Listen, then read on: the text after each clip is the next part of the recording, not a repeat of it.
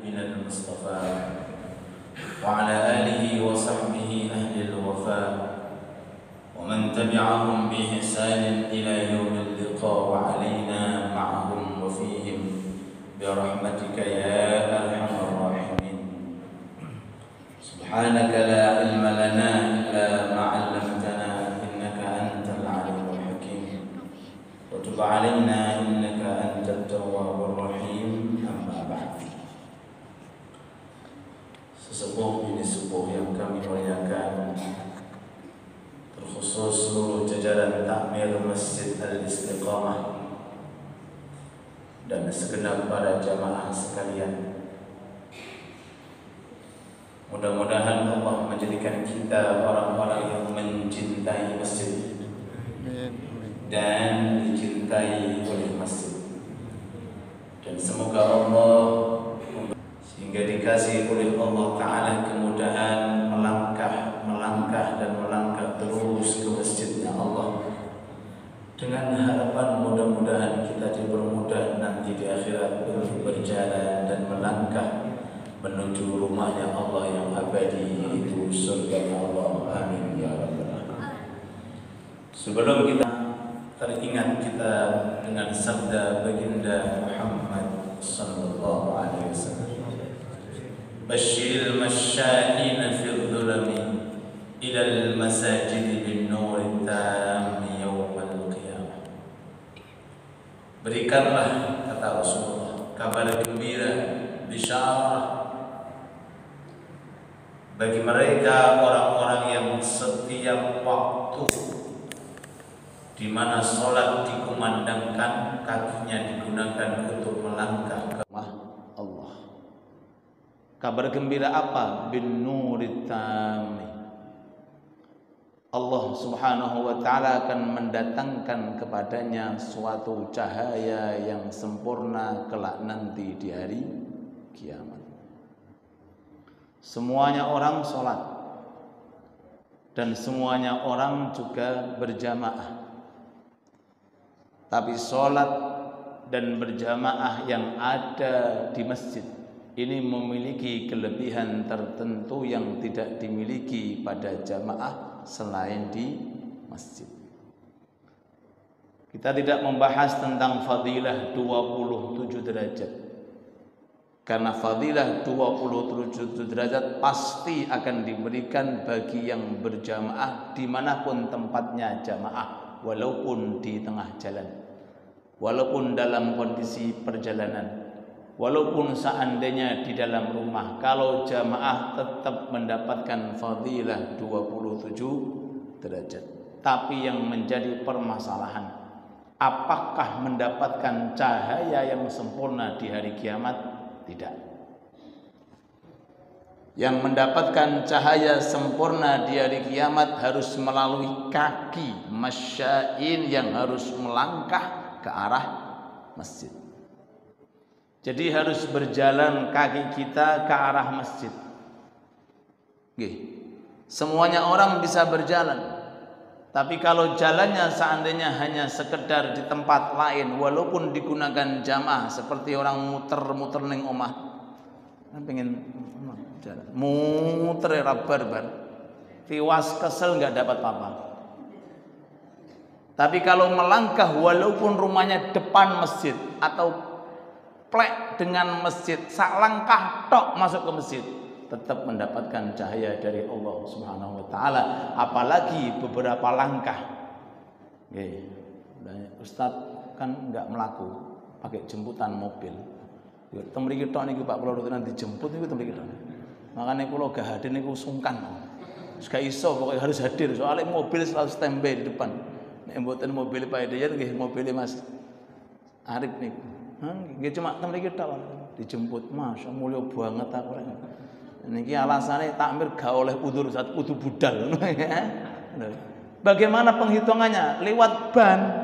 Oh niki wonten jamaah majelis aliyah niki saking ABR niki wonten saking GKA. Masya Allah datang kemari mboten jalan kaki.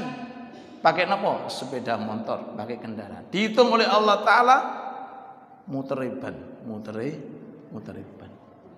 Kita kembali. Basyiril masya'in fil dhulam bin nur, akan mendapatkan cahaya dari Allah. Dan cahaya ini dikhususkan bagi satu syaratnya. Salate harus jamaah. Yang kedua, salatnya harus di masjid atau musola sekitar kita. Nggih.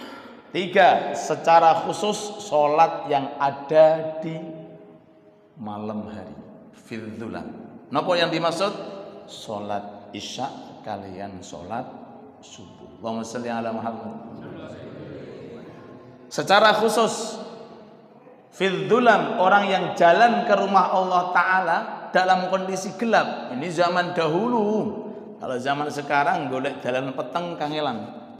Rata-rata nggih Habib nggih, rata-rata semuanya ada lampunya. Zaman para sahabat dulu kalau orang mau berangkat untuk subuh beto oncor. Loh. Mau datang sholat Isya beto obor. Nggih. Karena apa? Karena khawatir nanti jalannya ada jegelongan atau mungkin ada hayawan buas yang ingin menerkam. Dengan letihnya saat itu Allah Ta'ala akan mengganti obornya, mengganti yang namanya oncornya, akan diganti cahaya sempurna oleh Allah Ta'ala kelak nanti di hari kiamat. Itu zaman dahulu. Dan zaman sekarang Masya Allah pernah dengan nggawa obor, tapi pahalanya sama, ganjarannya podo. Enak-enak itu yang kita nih Pak. Nggih. Mriko azan dikumandangkan, mriki azan dikumandangkan, dan setiap jalan Masya Allah selalu ada lampu-lampu. Bahkan keluar sampai jam berapa kita tidak akan kita dilukai atau kena madarat. Mudah-mudahan Allah Ta'ala berikan kepada kita semangat untuk ibadah, semangat untuk jamaah. Amin ya rabbal alamin. Khususnya di rumah Allah, masjid dan musola sekitar kita. Mudah-mudahan Allah Ta'ala jadikan kita orang-orang yang istiqamah. Amin. Jadi kalau seandainya orang itu jamaahnya cuma satu fardu di masjid, ya tinggal ngitung. Okay? Tinggal ngitung cahayanya nggak sama dengan yang 2 fardu, nggak sama yang 3 fardu, nggak sama yang 4 fardu, nggak sama yang 5 fardu. Laras dong. Ajruki ala qadri ta'abik, kata Rasulullah kepada Siti Aisyah. Wahai Aisyah, pahala orang itu tidak sama, ganjaran orang itu tidak sama. Banyak atau enggak banyaknya tergantung daripada capek dan letihnya. Satu jamaah dengan 2 jamaah berat pundi? Ayo toh Pak dijawab Bu. 2 jamaah. 2 jamaah kali 3 jamaah lebih berat mana? 3 jamaah. Ini ada orang tiap hari, Masya Allah, tidak pernah luput 5 fardu dalam kondisi berjamaah. Apakah di surga sama? La yastawi. Tidak mungkin sama. Benar semuanya masuk surga, tapi surga itu bertingkat-tingkat, berkedudukan yang berbeda-beda. Sesuai dengan apa? Sesuai dengan sugih dan gak sugih, gak ono ceritane. Apakah sesuai dengan banyak mobilnya dan tidak mobilnya, gak ono ceritane. Apakah perbedaan itu karena rumahnya ini yang bagus, ini tidak ada. Yang membedakan adalah amal kebaikan kita. Banyak orang di dunia ini fakir, miskin, tapi di akhirat menjadi orang yang kaya raya karena kaya dengan amal kebaikan. Banyak orang itu kaya di dunia tok, di akhirat miskin karena kembali ke akhirat tidak membawa yang namanya amal soleh. Mari kita jadikan masjid kita, Masya Allah, jadikan sebagai lahan dengan langkah-langkah kaki kita untuk mendapatkan derajat yang sempurna. Amin ya rabbal alamin. Monggo kita memasuki kajian tentang fikih tematik, mudah-mudahan berkah. Amin Allahumma amin.